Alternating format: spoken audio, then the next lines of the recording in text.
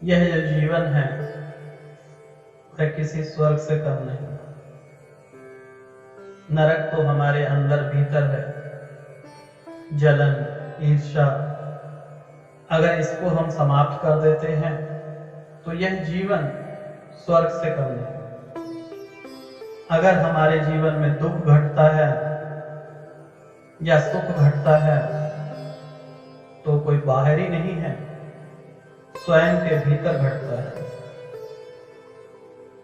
आनंद की प्राप्ति भी स्वयं के अंदर है, अन्यथा भटकते रहो पूरे संसार, कहीं नहीं प्राप्त होता। इच्छा की समाप्ति कभी नहीं होती। हम सोचते हैं कि यह कार्य हो जाए तो हमारा जीवन बेहतर हो जाएगा, इस कार्य करने से मेरा जीवन उत्तम हो जाएगा, सर्वोत्तम हो जाएगा, परंतु ऐसा नहीं है। आप देखिए कि 5वीं क्लास का बच्चा है तो वह सोचता है कि 10वीं पास कर लूंगा, इसके बाद कुछ अच्छा हो जाएगा। 10वीं पास कर ली, अब 12वीं पास कर लो, कुछ अच्छा हो जाए। बीकॉम कर लेता हूं, इसके बाद कुछ अच्छा होगा। नौकरी लग जाएगी तो इसके बाद कुछ और अच्छा हो जाएगा। गाड़ी ले लूंगा तो और भी बढ़िया हो जाएगा। बीवी आ गई, बच्चे आ गए, बच्चे सेटल हो जाएंगे तो और अच्छा हो जाएगा। और अच्छा होते होते हम कहां पर पहुंच जाते हैं। और जिन लोगों ने यह सब प्राप्त कर लिया है, आप उनसे मिलिए तो वह कहेंगे हमने कुछ नहीं प्राप्त किया अभी तक।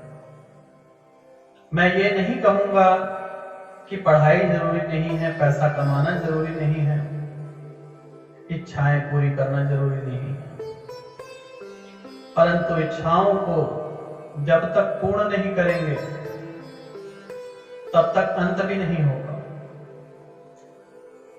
लेकिन धैर्य रखना जो सीख लेता है उसके जीवन में बढ़िया ही बढ़िया होता है। परमात्मा जो करते हैं उनका हमें स्वागत करना चाहिए। हमें ये नहीं सोचना चाहिए कि इसके बाद बेहतर होगा। जो परमात्मा ने दिया है उसी में खुश रहना सीख लो तो यह जीवन आपका स्वर्ग बन जाएगा। एक गांव में एक किसान रहा करता था। उसके पास एक बहादुर घोड़ा था, चलने फिरने में भी अच्छा था, हट्टा कट्टा था, किसानी भी करता था, उनका जीवन बेहतर था। एक दिन वह घोड़ा रात को गायब हो जाता है। गांव वाले आते हैं और किसान से कहते हैं, भाई साहब हमें बहुत दुख है कि आपका घोड़ा चोरी हो गया। किसान कहता है कुछ अच्छा ही होगा। अगली सुबह गांव वाले क्या देखते हैं कि एक घोड़ा नहीं 2 घोड़े और साथ में आए हुए हैं, जंगली घोड़े। तो बधाई देने आते हैं कि वह एक घोड़ा गया था और 2 साथ में आए। अगली सुबह किसान का बेटा जंगली घोड़े पे घुड़सवारी करने निकलता है, लेकिन जंगली तो जंगली, उसने सवारी नहीं करने दी और उठा के पटका और एक टांग टूट। गांव वाले आए, कहने लगे कि बहुत दुख है हमें आपके बेटे की टांग टूटने का। किसान कहने लगा जो होता है अच्छे के लिए होता है। अब उसकी बात से पूरा गांव परेशान कि ये आगे क्यों नहीं कुछ बोलते। अब उस गांव में सभी जगह से नौजवान इकट्ठे किए जा रहे थे, क्योंकि दूसरे राज्य में युद्ध छिड़ने वाला था। गांव के जितने नौजवान थे सबको सैनिक के रूप में चुन लिया गया, परंतु किसान के बेटे को लंगड़ा होने के नाते नहीं चुना गया। गांव वाले आए, बधाई देने लगे कि भाई साहब आपके बेटे की जान बच गई, अगर इसकी टांग ना टूटी होती तो यह भी युद्ध में जाता। किसान ने कहा जो होता है अच्छे के लिए होता है। तो इस कथा के माध्यम से हमने क्या सीख प्राप्त की कि परमात्मा जो कर रहे हैं वह अच्छा ही करेंगे,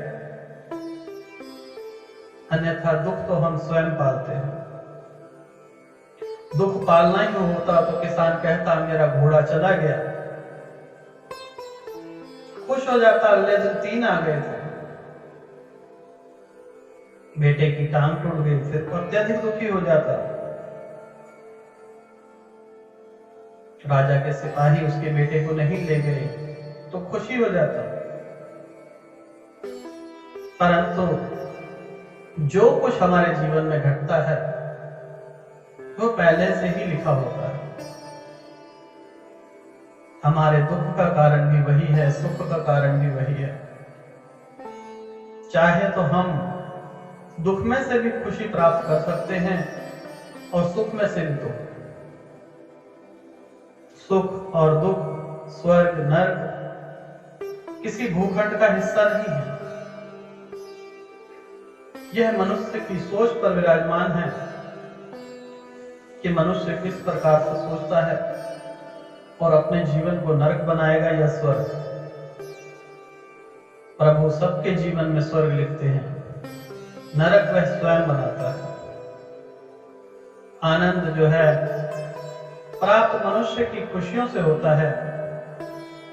जरूरी नहीं है कि आपके पास ढेरों पैसे होंगे, आप महल में रहेंगे, आप अत्यधिक पढ़ लिख जाएंगे तो आपको शांति मिलेगी, सुख मिलेगा।